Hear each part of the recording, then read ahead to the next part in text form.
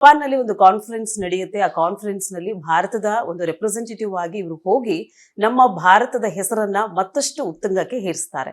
So ಅದರ ಹಿಂದಿನ story ಏನಿದೆ ಅನ್ನೋದನ್ನ ನಾವು ತಿಳಿತಾ ಹೋಗೋಣ. ಮ್ಯಾಮ್, ಏನಿದು ಜಪಾನ್ ಸ್ಟೋರಿ ಹೇಳೋದಾದ್ರೆ? IDPD ಅಂತ ಹೇಳಿ ಒಂದು ಸಂಸ್ಥೆ, Indian doctors for piece and development ಅಂತ. ಅದು ಆ ಥರ ನಮ್ಮ ದೇಶದಲ್ಲಿ ಹಾಗೆ ಎಲ್ಲ ದೇಶಗಳಲ್ಲೂ ಆ ರೀತಿಯ ಸಂಸ್ಥೆಗಳಿದೆ. ಅಲ್ಲಿನ ವೈದ್ಯರುಗಳು ಒಟ್ಟಿಗೆ ಸೇರಿ ವಿಶ್ವಶಾಂತಿಗಾಗಿ ವೈದ್ಯರು ಅಂತ.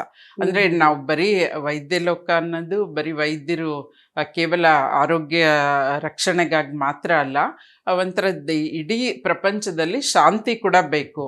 ಇವತ್ತು ಯುದ್ಧಗಳು ನಾವು ನೋಡ್ತಾ ಇದ್ದೀವಿ. ಉಕ್ರೇನ್ ಯುದ್ಧ ಇರ್ಬೋದು, ಪ್ಯಾಲೆಸ್ಟೈನ್ ಇರಾನ್ ಇರ್ಬೋದು, ಎಲ್ಲ ಕಡೆಗೂ ಒಂಥರ ಎಲ್ಲರೂ ಬಾಂಬ್ಗಳನ್ನ ತಯಾರಿಸಿ ಇಟ್ಕೊಂಬಿಟ್ಟಿದ್ದಾರೆ. ಯಾವಾಗ ಏನಾಗುತ್ತೋ, ಮುಂದಿನ ಮಹಾಯುದ್ಧ ಏನಾದ್ರು ನಡೆದ್ರೆ ಇಡೀ ಪ್ರಪಂಚನೇ ನಾಶ ಆಗುತ್ತೆ. ಸೊ ಅಂಥದ್ದೊಂದು ಆಗದ್ ಬೇಡ, ಯುದ್ಧ ಬೇಡ, ಶಾಂತಿ ಬೇಕು ನಾವು ಅಂಥೇಳಿ ಆ ರೀತಿಯಲ್ಲಿ ಒಂದು ಸಂಸ್ಥೆ. ಅಲ್ಲಿ ನಾನು ಭಾರತದಿಂದ ಹೋಗಿದ್ದು. ಅಲ್ಲಿ ನಿಜಕ್ಕೂ, ಯಾಕೆಂದರೆ ಜಪಾನ್ ಹಿರೋಶಿಮಾ ನಾಗಸಾಕಿ ಏನಿದೆ, ಹಿರೋಶಿಮಾದಲ್ಲೇ ಈ ಸಮ್ಮೇಳನ ಜರುಗಿದ್ದು. ಅಲ್ಲಿ ಅವರು ಹಿರೋಶಿಮಾದಲ್ಲಿ ಹಿಂದೆ ನಿಮ್ಗೆ ಗೊತ್ತು, ಮಹಾಯುದ್ಧ ನಡೆದಾಗ, ಎರಡನೇ ಮಹಾಯುದ್ಧದಲ್ಲಿ ಬಾಂಬ್ ಬ್ಲಾಸ್ಟ್ ಆಗಿ ಎಷ್ಟು ಜನ, ಇಡೀ ಊರಿಗೂರೇ ನಾಶ ಆಯಿತು. ಅಲ್ಲಿ ನಮ್ಮದು ಸಮ್ಮೇಳನ. ಅಲ್ಲಿ ಪ್ರತಿ ಹಾಳು ಬಿದ್ದು ಹೋಗಿದೆ ಇಡೀ ಊರು. ಆಮೇಲೆ ಇವತ್ತು ಕೂಡ ಅಲ್ಲಿ ಬೆಳೆಯುವಂತಹ ಬೆಳೆಯಲ್ಲಿ ವಿಷ ಇರುತ್ತೆ. ಆಮೇಲೆ ಅಲ್ಲಿ ನೀರು, ಅಂತರ್ಜಲದಲ್ಲಿ ಕೂಡ ವಿಷ ಇರುತ್ತೆ. ಆ ನೀರನ್ನ ಕುಡಿದವರು ಅಥವಾ ಆ ಬೆಳೆಯನ್ನ ಸೇವನೆ ಮಾಡಿದವರು ಅವ್ರ ಆರೋಗ್ಯ 30-35 ವರ್ಷಕ್ಕೆ ಅವರು ಸತ್ತು ಹೋಗ್ತಾರೆ, ಬದುಕೋದಕ್ಕೆ ಸಾಧ್ಯನೇ ಇಲ್ಲ.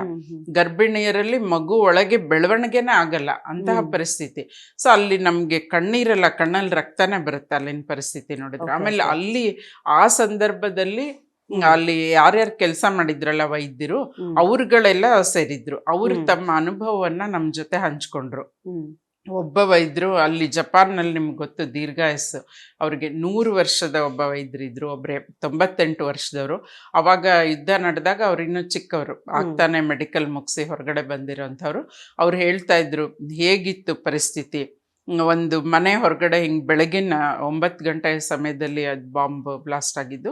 ಮಗುವನ್ನು ಸ್ಕೂಲಿಗೆ ಕಳಿಸ್ಬೇಕು ಅಂತ ತಾಯಿ ಸ್ಕೂಲ್ ಬ್ಯಾಗು, ಮಗುವಿನ ಕ್ಯಾರಿಯರು ಎಲ್ಲ ತೊಗೊಂಡು ಬಂದು ಸೈಕಲ್ನಲ್ಲಿಟ್ಟು, ಆ ಮಗು ಸೈಕಲ್ ಹತ್ತಬೇಕು, ಆ ಟೈಮಲ್ಲಿ ಬಾಂಬ್ ಬ್ಲಾಸ್ಟ್. ಅದು ಹಂಗೆ ಬಿದ್ದಿರೋ ಛಿದ್ರ ಆಗಿರೋದು ಎಲ್ಲವೂ. ಇನ್ನು ಹೆಣ್ಣು ಭ್ರೂಣ ಹತ್ಯೆ ಸಂಸ್ಥೆಯ ಸದಸ್ಯರಾಗಿ ಇವರು ಕಾರ್ಯನಿರ್ವಹಿಸ್ತಾ ಇದ್ದಾರೆ. ರಾಜ್ಯ ಸರ್ಕಾರದಿಂದ ಆ ಒಂದು ಹುದ್ದೆನ ಅಲಂಕರಿಸಿದ್ದಾರೆ.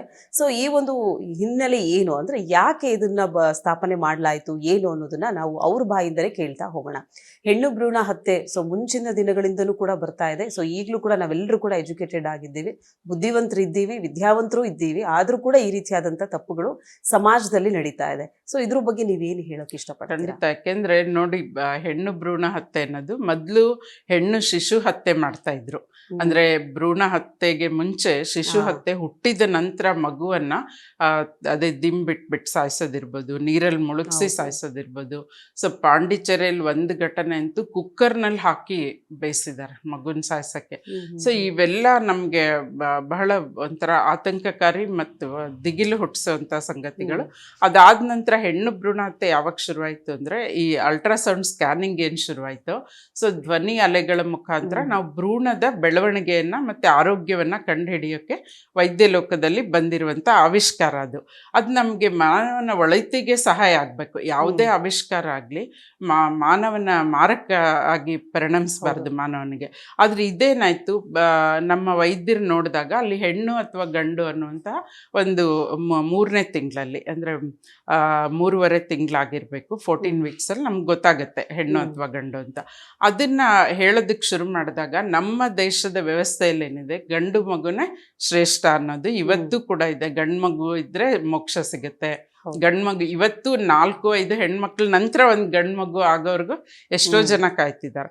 ಆಮೇಲೆ ಈಗಂತೂ ನಮಗೆ 1-2 ಮಗು ಬೇಕು ಅಂತ, ಅದು ಗಂಡೇ ಬೇಕು ಅಂತ, ಒಂದೇ ಮಗು ಆಗಲಿ ಗಂಡೇ ಇರಲಿ ಅನ್ನುವಂಥದ್ದು.